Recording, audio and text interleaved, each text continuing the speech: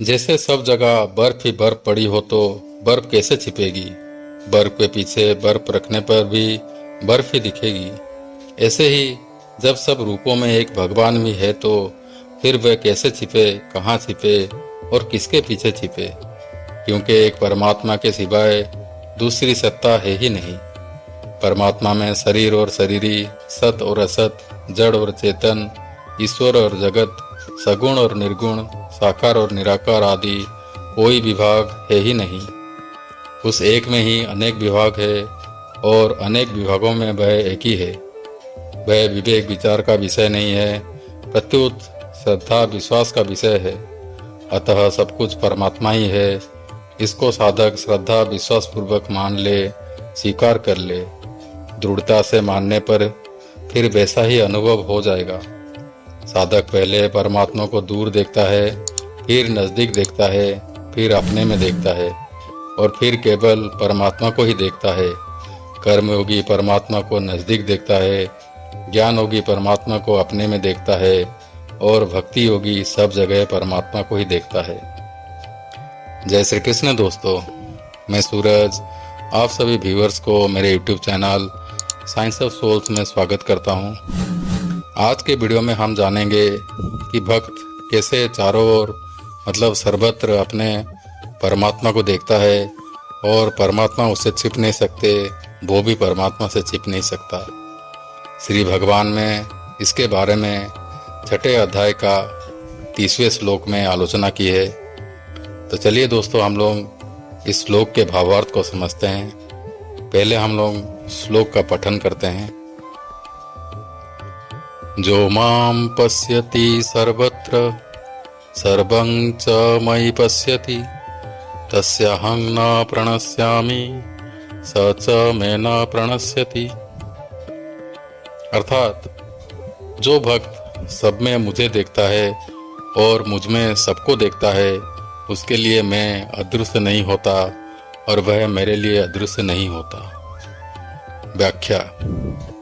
जो भक्त सब देश काल वस्तु व्यक्ति पशु पक्षी देवता यक्ष राक्षस पदार्थ परिस्थिति घटना आदि में मेरे को देखता है, जैसे ब्रह्मा जी जब बछड़ों और ग्वाल बालकों को चुरा कर ले गए तब भगवान श्री कृष्ण स्वयं ही बछड़े और ग्वाल बाल बन गए।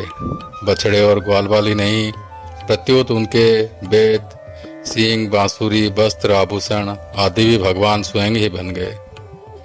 वे बालक और बछड़े संख्या में जितने थे, जितने छोटे छोटे उनके शरीर थे, उनके हाथ और पैर जैसे जैसे थे, उनके पास जितनी और जैसी छड़ियाँ सींग बांसुरी पत्ते और छींके थे, जैसे और जितने वस्त्राभूषण थे, उनके शील स्वभाव गुण नाम रूप और अवस्थाएं जैसी थी, जिस प्रकार वह खाते पीते चलते आदि थे, ठीक वैसे ही और उतने ही रूपों में सर्वस्वरूप भगवान श्री कृष्ण प्रकट हो गए। उस समय ये संपूर्ण जगत विष्णु रूप है, यही वेदवाणी मानो मूर्तिमत होकर प्रकट हो गई। ये लीला 1 वर्ष तक चलती रही, पर किसी को इसका पता नहीं चला। बछड़ों में से कई बछड़े तो केवल दूध ही पीने वाले थे, इसलिए वह घर पर ही रहते थे और बड़े बछड़ों को भगवान श्री कृष्ण अपने साथ वन में ले जाते थे। एक दिन दाऊ दादा बलराम जी ने देखा कि छोटे बछड़े वाली गाय भी अपने पहले के बड़े बछड़ों को देखकर उनको दूध पिलाने के लिए हुंकार मारती हुई दौड़ पड़ी।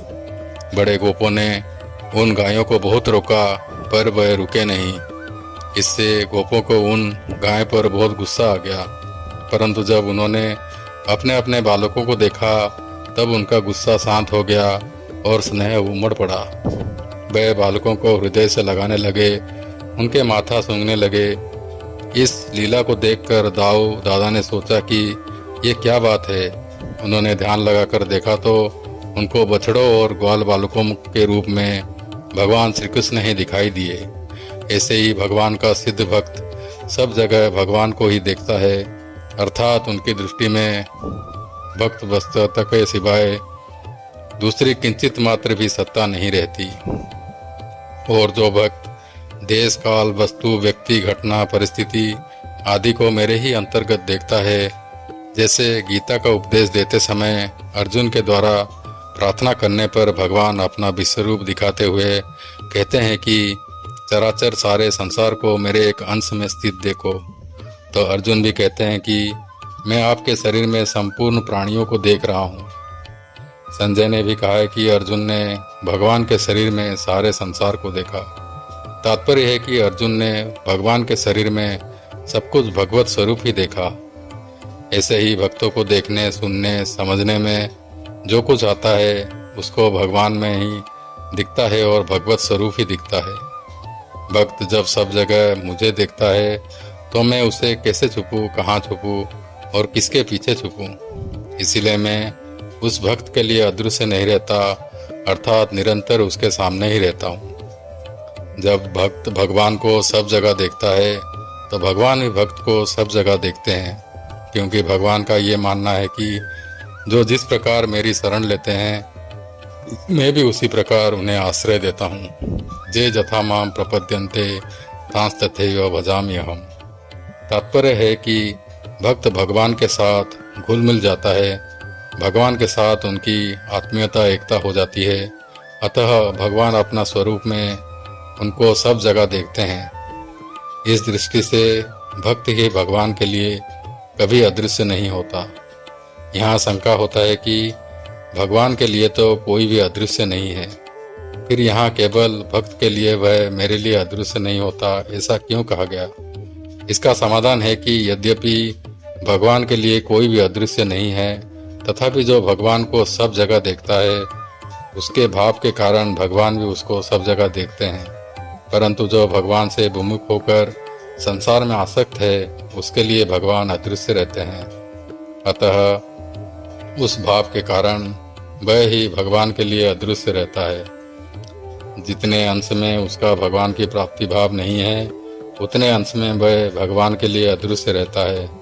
ऐसे ही बात भगवान ने 9वें अध्याय में भी कहा है कि मैं सब प्राणियों में समान हूँ, ना तो कोई मेरा द्वेषी है और ना कोई प्रिय है, परंतु जो भक्तिपूर्वक मेरा भजन करता है वह मेरे में है और मैं उनमें हूँ। तो दोस्तों आज के लिए इतना ही। वीडियो अच्छा लगे तो लाइक, कमेंट और सब्सक्राइब कर दीजिए। जय श्री कृष्णा।